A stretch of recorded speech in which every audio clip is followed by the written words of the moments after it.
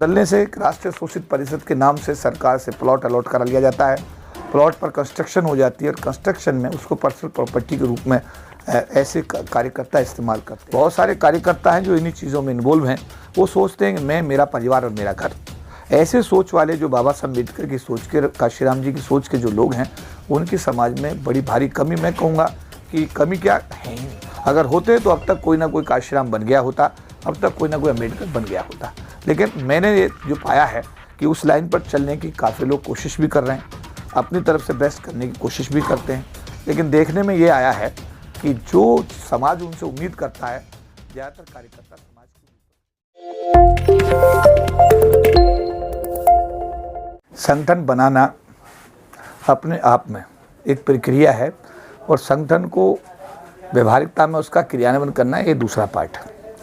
हमारे संगठन बनते हैं और बनते समय मैंने देखा कि उसमें बाबा साहब अम्बेडकर का, भगवान बुद्ध का लोगो भी लोग लगाते हैं।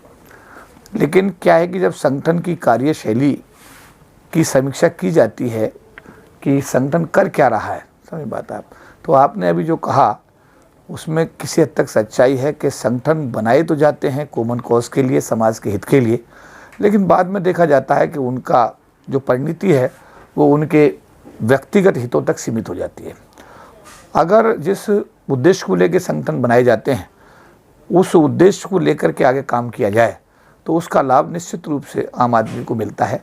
लेकिन हमारे समाज में ये कहीं ना कहीं त्रुटि हो रही है जिसमें सुधार की बहुत ज़्यादा गुंजाइश है। कहते हैं कि बाबा साहब का मिशन करेंगे पूरा, लेकिन वो कमीशन में लग जाते हैं, मिशन तो सब भूल जाते हैं, समाज को धोखा देते हैं। क्या ये सच्चाई है इसमें? देखिए, ये तो मैन टू मैन डिफर करता है। जो भी आपने कहा, हमने सरकारी अधिकारी कर्मचारियों का भारतीय जीवन बीमा निगम में संगठन बनाया और उस संगठन के चलते हुए पूरे देश में 50% तक का रिप्रेजेंटेशन SC/ST के लोगों को दिलवाया। कनॉट प्लेस में एक ऐसा इंटरनेशनल कार्यालय बनाया, पूरे समाज को समर्पित किया और वहाँ पर पूरे समाज के लोग अपनी बैठकें करते हैं। सड़क के दूसरी पार एक और हमारे साथी हैं, उनका नाम लेना उचित नहीं होगा। इधर हमारा समाज का कार्यालय है 4000 स्क्वायर फीट में जो फैला हुआ है। सड़क के दूसरी पार हमारे एक साथी हैं, उनकी पालिका बाज़ार में बहुत सारी दुकानें, तो वो दुकानों से किराया वसूल करते हैं और हम लोग अगर कोई हमारे यहाँ आता है तो हम उसको जो भी साधन हो सकता है उसे उपलब्ध कराते हैं।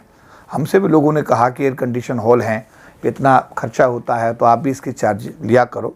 तो हमने कहा इसमें हमारा कोई रोल ही नहीं है, ये परम पूज्य बाबा साहब डॉक्टर भीमराव अम्बेडकर का आशीर्वाद है और इसके आशीर्वाद के चलते हुए किसी भी व्यक्ति को हक नहीं है कि इसके बदले में कोई, जैसा अम्बेडकर भवन बाबा साहब ने बनाया, लेकिन अम्बेडकर भवन पर भी अगर आप कोई मीटिंग करते हैं जबकि वहाँ एयर कंडीशनिंग नहीं है, प्रॉपर वहाँ पर सीटिंग अरेंजमेंट नहीं है, कोई व्यवस्था को हम ऐसा नहीं कह सकते, लेकिन उसके बावजूद भी वहाँ आपको चार्ज देना पड़ेगा। अगर आप वहाँ पर कोई कॉन्फ्रेंस मीटिंग के प्रेस कॉन्फ्रेंस भी करते हैं तो आपको वहाँ पर, इवन जगजीवन राम जो विद्या भवन है बराबर में झंडे वालान पर, वो बनाया था इसलिए गया था कि उसमें हमारे समाज के बच्चे IAS की IPS की तैयारी करें, लेकिन आज उसका भी कॉम्पनसेशन करके नहीं कि वो भी किराए पे दे दिया गया है। तो जो भी आपने बात कही उसमें कहीं तक दूर दूर तक सच्चाई है कि उद्देश्य जो होते हैं उनको लेकर के चला नहीं जाता है और उसके बीच में चीज़ें बदल दी जाती हैं, है ना। और उससे बदलने से एक राष्ट्रीय शोषित परिषद के नाम से सरकार से प्लॉट अलॉट करा लिया जाता है।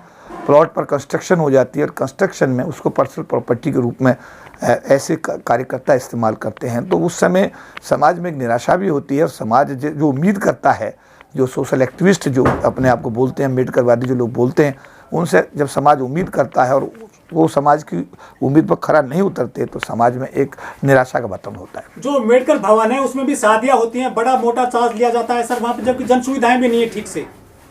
मैंने यही तो कहा आपसे, एक अम्बेडकर भवन नहीं है, ऐसी जो भी सामाजिक हमारी जहाँ भी देखें, अगर हम अपने बौद्ध विहार की स्थिति देखें, बौद्ध विहारों की हालत भी चिंताजनक है, अम्बेडकर भवन की हालत भी चिंताजनक है। और जिन लोगों ने सरकार का पैसा लेकर के से, मैंने राष्ट्रीय शोषित परिषद का ही नाम अभी आपको लिया, ऐसे किसी का नाम लेने से क्या होगा, समाज के अंदर और एक बिखराव हो जाएगा। बहुत सारे कार्यकर्ता हैं जो इन्हीं चीज़ों में इन्वॉल्व हैं। वो सोचते हैं कि मैं, मेरा परिवार और मेरा घर। ऐसे सोच वाले जो बाबा साहब अम्बेडकर की सोच के, काशीराम जी की सोच के जो लोग हैं, उनकी समाज में बड़ी भारी कमी, मैं कहूँगा कि कमी क्या है ही नहीं। लोग अगर होते तो अब तक कोई ना कोई काशीराम बन गया होता, अब तक कोई ना कोई अम्बेडकर बन गया होता। लेकिन मैंने ये जो पाया है कि उस लाइन पर चलने की काफ़ी लोग कोशिश भी कर रहे हैं, अपनी तरफ से बेस्ट करने की कोशिश भी करते हैं। लेकिन देखने में ये आया है कि जो समाज उनसे उम्मीद करता है, ज़्यादातर कार्यकर्ता समाज की उम्मीद पर खड़े नहीं उतरते। तो जो 15% लोग हैं वो उनके बहुत सारे संगठन है, जिस तरह से बहुजनों के संगठन है, लेकिन उनका सिर्फ एक पीएम कैंडिडेट होता है और सत्ता में जो सफलता पाते जा रहे हैं। लेकिन दलितों के बहुजनों के 10 लाख संगठन है, बहुत सारे हैं, वो गली गली में पार्टी बनाए बैठे हैं और वो फिर जो मनुवादी पार्टी है उनसे समझौता कर लेते हैं, चाहे अठावले हो, चाहे चिराग पासवान हो, चाहे और लोग हों, ये तो उन्हीं के साथ जा रहे हैं। सत्ता में कैसे आएंगे बहुजन? देखिए, इससे बड़ी बात यह है, देश का 85% आबादी वाला जो समाज है, जिसको हम अनुसूचित जाति जनजाति ओबीसी के समाज के नाम से जानते हैं, माइनॉरिटी के समाज से जानते हैं, ये सारा समाज, काशीराम जी ने क्या कहा था? काशीराम जी ने हमेशा ये कहा था, पेन खोल कर दिखाते थे वो, कि ये 85% है जो नीचे लिखने का काम करता है, 15% इसके ऊपर रहता है। अभी जो आपने बात कही कि इतनी बड़ी आबादी जो देश की मूल निवासी है, जो देश के मूल शासक हैं, मूल बलबली समझे, जो देश की जीडीपी को बढ़ाने के लिए दिन रात काम करते हैं, देश की आर्थिक उन्नति के लिए काम करते हैं, देश के लिए समर्थ भाव से काम करते हैं, वो सब लोग बेचारे मतलब ये समझिएगा कि गरीबी की रेखा से नीचे ही जीवन यापन कर रहे हैं। और मैं कहना चाहता हूँ कि ये तो डॉक्टर अम्बेडकर का दिया हुआ जो आरक्षण था और तत्कालीन प्रधानमंत्री का जो राष्ट्रीयकरण की नीति इस देश में आई, उसकी वजह से कुछ लोग, 40 लाख परिवार गरीबी की रेखा से ऊपर आए हैं। बाकी पूरा का पूरा समाज वहीं जी रहा है गरीबी का। और ये भी एक आर्थिक जो है ना आज़ादी मिली है थोड़ी सी। सामाजिक आज़ादी तो देश के राष्ट्रपति तक को नहीं है। सामाजिक आज़ादी अगर ये कहा जाता है कि ये द्रौपदी मुर्मू अनुसूचित जनजाति से है, ये जो है कोविंद जी ये एससी है जी, ये चीफ जस्टिस केजरीवाल ये तो एससी है जी, तो मेरा कहने का मतलब आईपीएस ये तो एससी है जी, तो वो उसका जो पहचान है वो आईपीएस के रूप में कम और एससी के रूप में ज़्यादा है। राष्ट्रपति की पहचान राष्ट्रपति के रूप में कम और एससी के रूप में ज़्यादा है। तो मेरा कहना ये है कि अभी सामाजिक आज़ादी अभी तो मिली ही नहीं है। थोड़ी सी आर्थिक आज़ादी रिजर्वेशन के माध्यम से सरकार की नौकरी में आने की वजह से, जैसे प्रोफेसर साहब हैं ये नौकरी में आ गए तो आज यहाँ दिल्ली विश्वविद्यालय में बैठ करके हम ये आज प्रेस कॉन्फ्रेंस कर पा रहे हैं। अगर ये नौकरी में नहीं आते, बाबा साहब का आशीर्वाद इनको नहीं मिलता, जैसा आप लोग कनॉट प्लेस में आते हैं तो वहाँ पर अगर बाबा साहब का आशीर्वाद ना होता तो वहाँ दफ्तर नहीं होता, दफ्तर नहीं होता तो आपको बैठने की जगह नहीं मिलती। तो ये सब बाबा साहब अम्बेडकर के दिए हुए आरक्षण का ही परिणाम है कि जो आज हम सब लोग थोड़ा घना, मैं इसको बहुत ही कम, मैंने ये पॉइंट में 1% भी लोग नहीं है जिनको मैं आर्थिक रूप से संसाधनों से मैं कहूँ कि ये सब परिपूर्ण है। ज़्यादातर आबादी देश की अभी उसी हालात में पड़ी हुई है। इसका कारण जो अभी आपने कहा, समाज का बिखराव, संगठनों की परिधि में लोग बंधे हुए हैं, पॉलिटिकल पार्टीज की परिधि में बंधे हुए हैं। अगर आज 131 मेंबर ऑफ पार्लियामेंट चाहें तो सरकार आज गिरा सकते हैं, क्योंकि SC/ST के मामले में कोई बात नहीं हो रही है, मणिपुर की हिंसा पे कोई बात नहीं हो रही है, मणिपुर जल रहा है, ट्राइब्स के लोगों को मारा जा रहा है। आप देखिएगा, समझिए बात, सभी जगह हालात खराब हैं। एक सब इंस्पेक्टर को, मीना समाज एक सब इंस्पेक्टर को ट्रेन में गोली मार दी जाती है।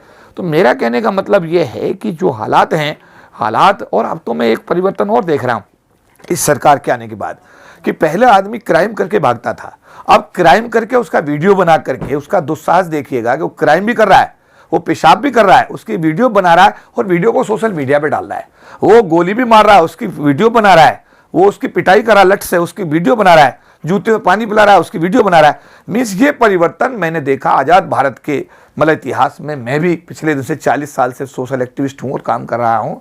ऐसा मैंने पिछली सरकारों में नहीं देखा जो इन 5 सालों के अंदर, विशेष रूप से ये जो बचे बीच के जो 2 साल अब हैं, इन 2 सालों में परिवर्तन देखने को मिला है। सर, जो अमृतकाल चल रहा है देश में, इसमें SC/ST OBC के हिस्से में कितना आ रहा है, माइनॉरिटीज के हिस्से में कितना अमृतकाल आ रहा है? देखिए, जो टमाटर बेचने वाला टमाटर बेचता है तो उसके घर में रोटी आती है, जो सब्जी बेचने वाला सब्जी बेचता है तो उसके घर में खाना बनता है, पुताई करने वाला पुताई करता है तो उसके घर में खाना। ये लोग तो कमा के खाने वाले लोग हैं। ये लोग क्या है, खेतों में काम करेंगे, शहरों में काम करेंगे, ये ईंटें ढोएंगे, सरिया ढोएंगे, मल्टी स्टोरी बिल्डिंग बनाएंगे, फ्लाईओवर बनाएंगे और उन मकानों में कभी बेचारे जा नहीं सकते, सड़कें बनाएंगे, खेतों में गेहूं बोएंगे, कपास बोएंगे, धान बोएंगे। तो ये तो वो समाज है जो देश में दिन रात समर्पित भाव से काम कर रहा है, जिसका सरकार के पास में, जिसके पास अभी कल एक सवाल था, हमारे राहुल नागपाल जी ने कल एक सवाल पूछा कि आप जो हमारे एक गवर्नर साहब आजकल बोल रहे हैं, सत्यपाल मलिक जी, किसानों की बात आप कर रहे हैं, आप किसानों की बात कर रहे हैं, आप उनकी जो है मूल्य दरों को निश्चित करने की बात कर रहे हैं, लेकिन वो जो किसान के खेत में मजदूर काम कर रहा है, उसने पूछा, ये सवाल पूछा गया अभी राहुल नागपाल जी के माध्यम से सवाल पूछा गया सत्यपाल मलिक से कि ये जो आपके खेतों में मजदूर काम कर रहे हैं, अरे इनके लिए क्या है भाई, इनके लिए भी तो कुछ होना चाहिए। भाई किसानों की बात कर रहे हो आप, समझे बात, आप एमएसपी की बात तो आप कर रहे हो, लेकिन आपकी जबान से ये बात नहीं निकल रही है कि जो आपके खेतों में लोग काम कर रहे हैं, मजदूर, SC ST गरीब समाज के लोग, उनके डेवलपमेंट का आपके पास क्या एजेंडा है। तो उन्होंने नहीं, उनका भी मुद्दा उठना, तो हम लोग भी में आ जाते हैं। और भी से अगर हमको मेन स्ट्रीम में आना है तो कोई नहीं ला सकता, हमको खुद आना पड़ेगा। मैं अपने समाज के लोगों को कहना चाहता हूं कि आप भी में थे, भी में हैं और भी में ही रहेंगे। अगर आप मेन स्ट्रीम में आना चाहते हैं तो आपको मान्यवर काशीराम के सपने को साकार करना पड़ेगा। सत्ता की चाबी आपको अपने हाथ में लेनी पड़ेगी। जिस तरीके से उत्तर प्रदेश में 5 साल आपने सरकार, आपके समाज की सरकार चली, आपका समाज सुरक्षित था, कोई भी आदमी आपकी बहू बेटियों को छेड़ने की हिमाकत नहीं कर सकता था। सब लोगों को डायरेक्ट और इनडायरेक्ट जो लाभ मिले, सम्मान स्वाभिमान से जीने का अवसर मिला। जब तक भारत में आपकी अपनी सरकार नहीं बनेगी, ये ऐसे ही चलता रहेगा जो चल रहा है। ये चल, इनके पास कोई एजेंडा नहीं है। ऐसी मैं कहना चाहता हूं SC ST समाज के विकास का कोई एजेंडा सरकार के एजेंडे में कोई है ही नहीं। मुझे याद दिलाना चाहता हूं कि जब कांग्रेस की सरकार आई थी उस समय Meera Kumar ji social justice minister बनी थी, तब ये शुरू हुआ था कि भाई निजी क्षेत्र में आरक्षण देंगे, और उसमें उद्योगपतियों को बुलाया गया था। और उसके बाद में फिर मुकुल वासनिक साहब सामाजिक न्याय मंत्री बने, जब मीरा कुमार स्पीकर बन गए तो ये प्रक्रिया फिर आगे बढ़ी। लेकिन उनके एजेंडे में था, शिमला में जो उन्होंने अपना घोषणा पत्र जारी किया था, जब वो सरकार में आए थे कांग्रेस वाले लोग, तो उन्होंने कहा था हम निजी क्षेत्र में आरक्षण देंगे। अफसोस की बात यह है कि सरकार 10 साल रही और उसके बाद आज तक निजी क्षेत्र में आरक्षण की व्यवस्था नहीं हुई। पहली बार जब हम हमारे प्रधानमंत्री जी से जब हम मिले, मनमोहन सिंह साहब से, तो डॉक्टर साहब से हमने कहा कि साहब हिरन मर जाए, कुत्ता मर जाए तो कानून है, पर इस देश की 1/4 आबादी के रिजर्वेशन का कानून ही नहीं है। तो उन्होंने कहा हाउ द रिजर्वेशन रनिंग, कैसे रिजर्वेशन चल रहा है। तो उसने बताया DOPT secretary with the help of circulars. तो उन्होंने इमीडिएट डायरेक्शन दिया कि अब जो अभी सेशन आ रहा है, समझे बात आप, इस सेशन के अंदर अपना बिल लाइए और आरक्षण कानून बनाइए। वो आरक्षण कानून का बिल आया, राज्यसभा में पास हो गया। आज तक वो सरकार चली गई 2014 में, 13 के अंदर वो बिल लाया गया, राज्यसभा में पास भी हो गया, लेकिन आज तक वो लोकसभा के पटल पर नहीं आ पाया। ना वो सरकार ला पाई, ना ही 9 साल में सरकार ला पाई। इससे ये स्पष्ट होता है, मैं समाज के लोगों को बोलना चाहता हूं, अरे भाई जब सारा सरकारी, जब डॉक्टर अम्बेडकर सरकार के क्षेत्र में नौकरी करके गए, सरकार गांधी जी के बीच और बाबा साहब अम्बेडकर के बीच का पूना पैक्ट हुआ था, उसमें इन लोगों को रिजर्वेशन का सुविधा दी गई थी। अगर वो सरकारी क्षेत्र ही खत्म हो गया, अगर सरकारी क्षेत्र ही खत्म हो गया और तो रिजर्वेशन भी बेमानी हो गया।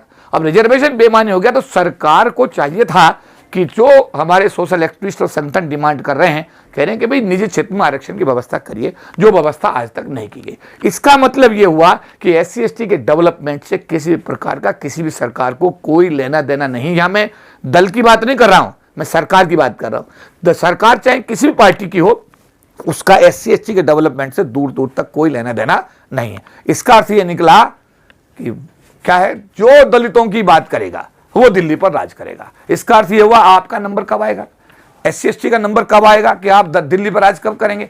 जब तक आप दिल्ली पर राज नहीं करेंगे, आपके समाज की समस्याओं का समाधान होने वाला नहीं है। सर, मेवात में मुस्लिमों की चूड़ी टाइट कर दी गई है, ऐसा जो लोग कह रहे हैं कि वो कह रहे हैं कि हिंदुओं जागो, आपको यहाँ पे सुरक्षित करना है। लोगों को बुला रहे, जाट गुजर सैनिकों सबको बुलाया जा रहा है जो भगवाधारी लोग हैं।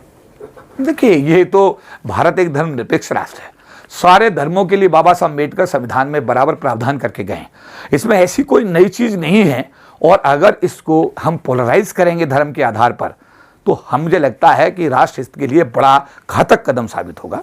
हमें चाहिए कि नूह में जिन लोगों ने गलती की है, चाहे वो किसी भी धर्म से ताल्लुक रखने वाले लोग हैं, संविधान के प्रावधान के तहत दोषी लोगों के खिलाफ कार्रवाई करें और इसका पोलराइजेशन ना करें। अगर इसका पोलराइजेशन होगा धर्म के आधार पर, तो देश के अंदर बहुत विकराल हालात पैदा हो जाएंगे और देश के अंदर जो समस्या पैदा होगी, मुझे लगता है कि उससे निपटने के लिए एक बहुत बड़ा, मतलब सरकार को भी बड़े बड़े कदम उठाने पड़ेंगे। सरकार को बहुत इसमें ऐसी स्थिति पैदा हो सकती है कि जिस स्थिति को टालने की कोशिश करनी चाहिए। अगर ऐसे तत्व इस टाइप का आगाज कर रहे हैं, लोगों को बुला रहे हैं और वहां पर एक रिवोल्ट की बात कर रहे हैं या इस टाइप की चीजें कर रहे हैं, मैं उन लोगों से अपील करूंगा, भारत राष्ट्र हमारा राष्ट्र है, हम सब लोग भारत के नागरिक हैं, हम सब लोगों के समान अधिकार हैं। दोषी जो लोग नूह में हैं उनको सजा दी जानी चाहिए, लेकिन निर्दोष लोगों के खिलाफ धर्म के आधार पर अगर कोई भी इस टाइप की गतिविधि होती है तो मुझे लगता है कि ये राष्ट्र के हित में नहीं होगा। अब जो बुलडोजर चल रहा है, जो कार्रवाई हो रही है सरकार की तरफ से, उसको लेकर ये कहा जा रहा है कि उनमें चिन्हित करके सिर्फ मुसलमानों के घरों को तोड़ा जा रहा है। कैसे देखते हैं? देखिए, अगर ऐसा है जो बताया जा रहा है वो दुर्भाग्यपूर्ण है। हम ये कहेंगे जब लड़ाई होती है, झगड़ा होता है, एक पक्ष की तरफ से नहीं होता, वो दोनों तरफ से होता है। अगर मैं यही तो कहता हूं, चिन्हित करिए लोगों को, जांच करिए, जो लोग दोषी हैं उनको सजा दीजिएगा। लेकिन अगर इसको धर्म के आधार पर अगर सरकार निर्णय लेती है तो मैं लगता है कि ये भारत के संविधान का सीधा सीधा उल्लंघन होगा। और मैं यही अपील करूंगा हरियाणा सरकार से कि वो दोषी लोगों को पकड़े, उनके खिलाफ कार्रवाई करे और धर्म के आधार पर जो उन्माद फैलाने की कोशिश कर रहे हैं उनके खिलाफ कार्रवाई करके हरियाणा को बचाने का काम करे।